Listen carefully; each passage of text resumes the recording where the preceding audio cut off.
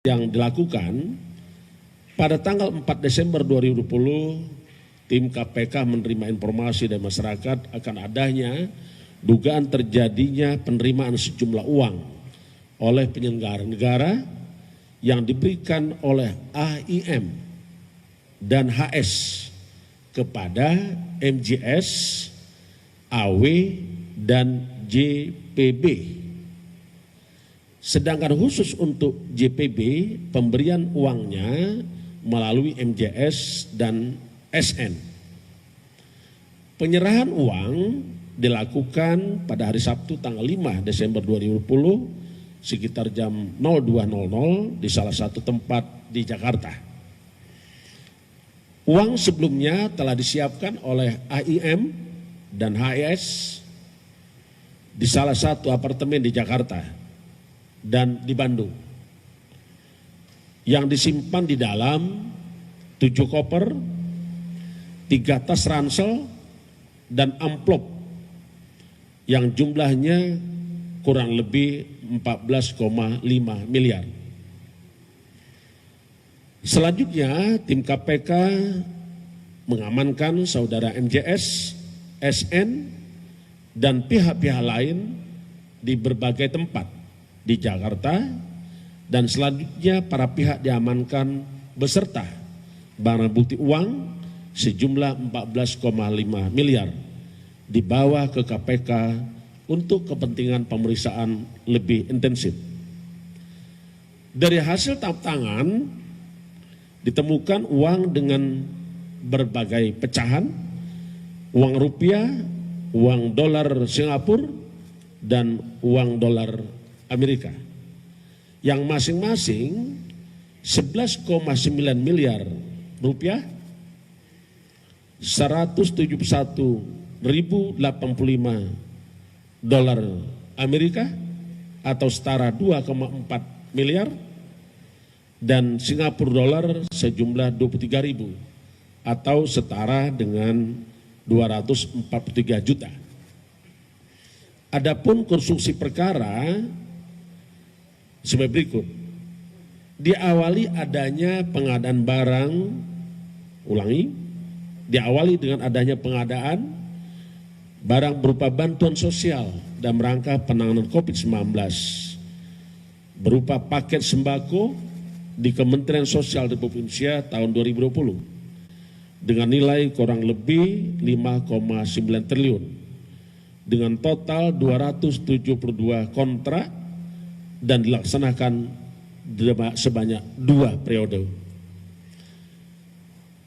Saudara JPB selaku Menteri Sosial menunjuk MJS dan AW sebagai PPK dalam pelaksanaan proyek tersebut dengan cara penunjukan langsung para rekanan, dan diduga disepakati ditetapkan adanya fee dari tiap-tiap paket pekerjaan yang harus disetorkan pada para rekanan kepada Kementerian Sosial melalui MJS. Untuk fee tiap paket bansos disepakati oleh MJS dan AW sebesar Rp10.000 per paket sembako dari nilai Rp300.000 per paket bantuan sosial. Selanjutnya, MJS dan AW pada bulan Mei sampai dengan November 2020 dibuatkan kontrak pekerjaan dengan beberapa supplier sebagai rekanan, diantaranya AIM, HS, dan juga PT RPI yang diduga milik MJS. Penunjukan PT RPI sebagai salah satu rekanan tersebut diduga diketahui oleh saudara JPB dan diketahui juga dilakukan oleh AW. Pada pelaksanaan paket bansos sembako periode pertama diduga diterima P kurang lebih sebesar 12 miliar yang pembagiannya diberikan secara tunai oleh MJS kepada JPB melalui AW dengan nilai sekitar 8,2 miliar.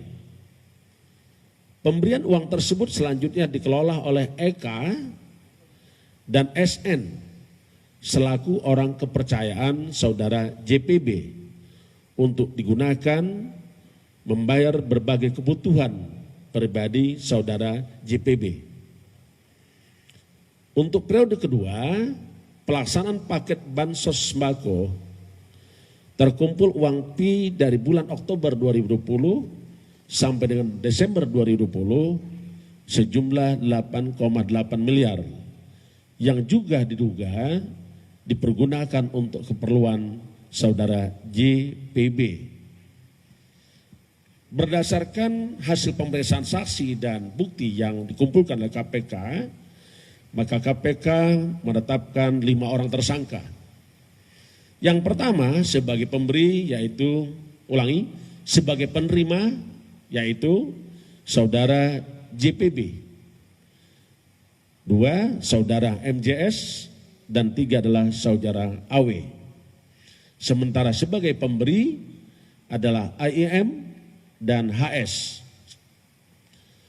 Para tersangka berdasarkan Undang-Undang Nomor 19/1999, para tersangka sebagai penerima MJS dan AW disangkakan melanggar pasal 12 huruf A dan pasal 12 huruf B dan pasal 11 dan pasal 12 huruf I Undang-Undang 31/1999 tentang pemberantasan tindak pidana korupsi sebagaimana telah diubah dengan Undang-Undang Nomor 20 Tahun 2001 tentang perubahan atas Undang-Undang 31/99 tentang pemberantasan tindak pidana korupsi, yonto pasal 55 ayat 1 ke 1 KUHP. JPB disangkakan melanggar pasal 12 huruf A atau pasal 12 huruf B atau pasal 11 Undang-Undang 31/1999 tentang pemberantasan tindak pidana korupsi sebagaimana telah diubah dengan Undang-Undang Nomor 20 Tahun 2020 atas perubahan Undang-Undang 31/1999 tentang pemberantasan tindak pidana korupsi yonto pasal 55 ayat 1 ke 1 KUHP. Sebagai pemberi, saudara IM dan HS disangkakan melanggar pasal 5 ayat 1 huruf A dan pasal 5 ayat 1 huruf B atau pasal 13 Undang-Undang 31 tahun 1999 tentang pemberantasan tindak pidana korupsi sebagaimana telah diubah dengan Undang-Undang Nomor 20 Tahun 2001 tentang perubahan atas Undang-Undang 31 tahun 1999 tentang pemberantasan tindak pidana korupsi. Para tersangka kita lakukan penahanan, saat ini dilakukan penahanan di rutan Rumah Tahanan Negara selama 20 hari. Pertama terhitung sejak tanggal 5 Desember 2020 sampai 24 Desember 2020. Pertama,